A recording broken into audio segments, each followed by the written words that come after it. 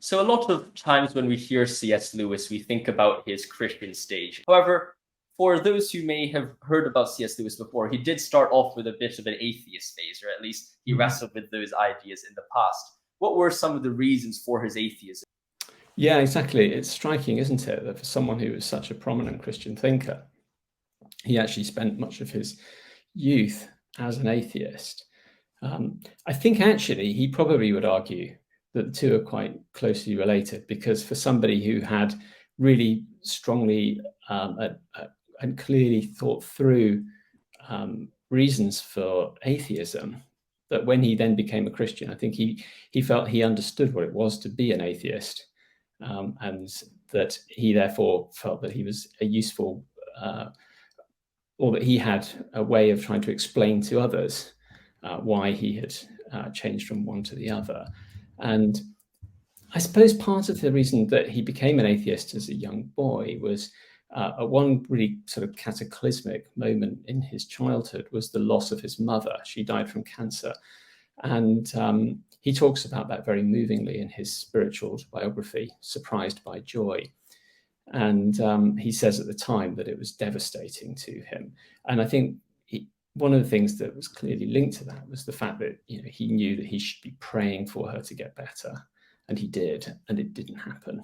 And that, I think, was an important, it's not the only reason, but it was a reason why he felt that it was difficult to believe in this sort of benign, providential God, because at that moment, what he prayed for did not come to pass.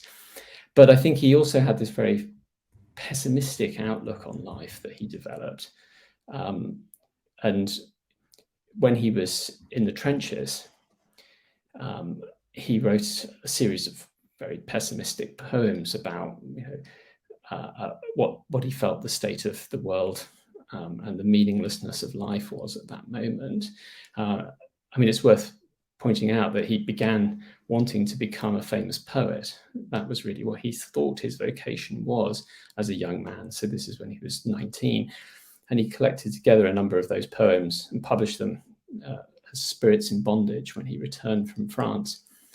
And that outlook, I think, very much sort of captures what it was for Lewis to be an atheist, this sense that there was nothing beyond the world.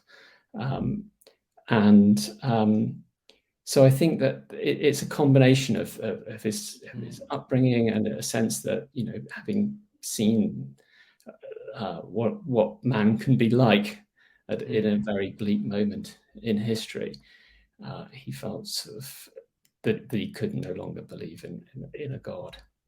Thanks for watching this short segment of an interview with Dr. Simon Horobin on C.S. Lewis. If you enjoyed this interview and want to watch the whole interview, you could check out the whole interview. The link will be in the description below.